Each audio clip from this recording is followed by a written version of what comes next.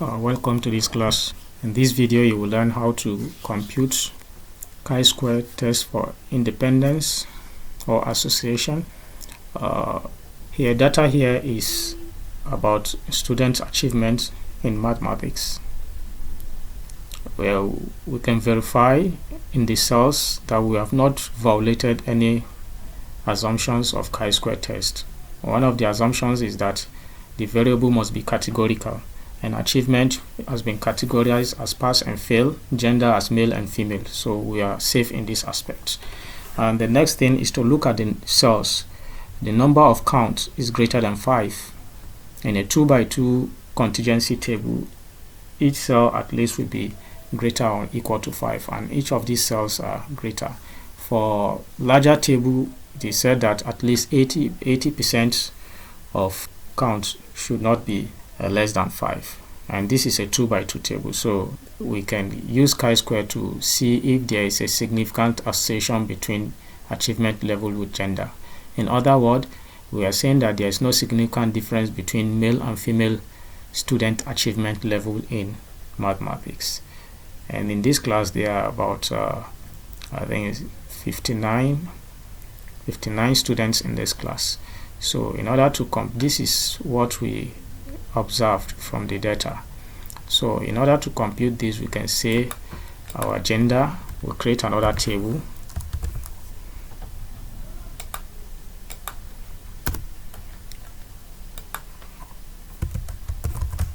gender, then we can use O for the observed, so we use M to represent male, first male here, observed. For pass, male that pass, then we'll have 20, then male that fail, we'll have 6, then female that pass, we'll have 25, and female that fail, we'll have 8. So now next is to compute our expected value. To compute our expected value, we will total male and total female, and at the end we'll get our grand total. So here we have 26, that is 20 plus 6. Here we'll have 33, that's 25 plus 8. So across the column we'll have 45 students who passed, either male or female. Then those who fail will have 14. So definitely our grand total here is 59. Now we need to calculate the expected value for both for the male pass and male fail, female pass and female fail. To calculate for male pass, then we take the total for the male, which is 26, multiply by 45, then divide by 59. So and this gives us 19.830. we can leave it to 3 decimal place. Then to calculate for expected value for male fail, we'll take 26 multiply by 14, then divide by 59, and this gives us 6.169. 6.169. That's for the male fail. Then for the female pass, we will take 45 multiply by 33, then divide by 59, and this gives us 25.169. Then for the female fail, expected value for female fail, so we'll get 14 multiply by 33 divide by 59, and this gives us 7 0.830. So having calculated the expected value for all the observations, then we can now subtract the expected from the observed value. So we'll say this equals to this minus and this cell. So enter. So we'll have 0.7. We'll drag all across. So it means this observed minus this expected will have this. Observed minus this expected will have this. Observed minus expected when we have this. Now the next thing is to have the square of this difference, that is observed minus expected squared. So we'll have observed minus expected raised to power 2.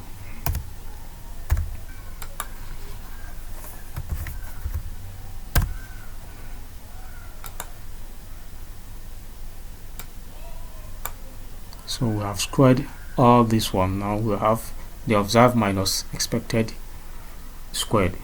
Now the next thing is to now have the observed minus the expected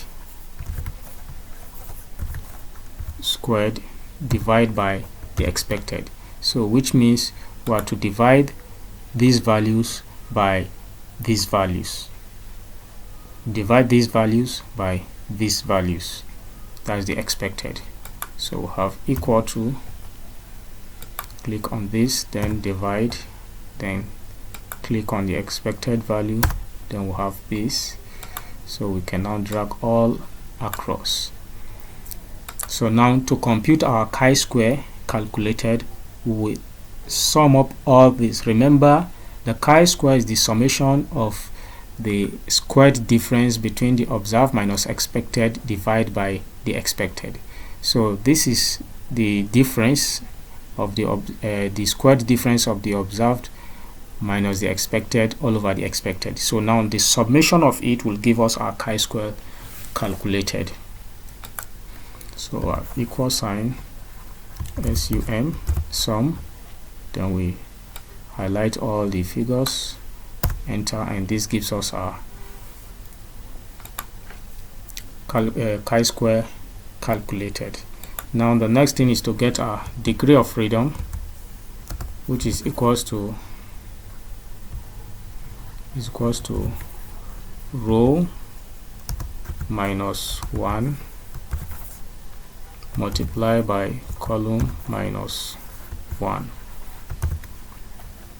So automatically our degree of freedom F is equal to 2 minus 1. Remember, we have 2 rows, that is, these are the rows, row for male and row for female, then multiply by column, and we have also 2 column, pass and fail.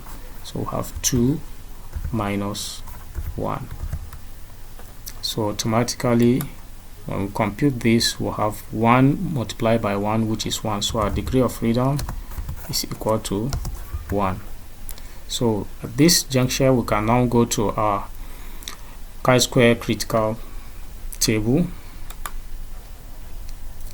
Under 1, since we are testing our hypothesis at 0.05, then we locate at 0.05. So we have 3.841. So we have 3.841. So here our chi-square tabulated is 3.841. Now looking at these two values, you can see our chi-square tabulated is greater than our chi-square calculated. So this is chi-square tabulated, and this is the chi-square calculated. Since this is greater than this, so what do? We are to retain our null hypothesis. So retaining the null hypothesis now here means that there is no significant association between achievement level with gender. So therefore, achievement due to gender level did not differ among male and female. So this is how to calculate chi-square by manual computation. I decide to use Excel for easier and accurate computation. However, to calculate chi-square using SPSS, I will drop the link in the comment section. So you just check the comment section and tap on the link to watch how to compute chi-square using SPSS. See you in the next video.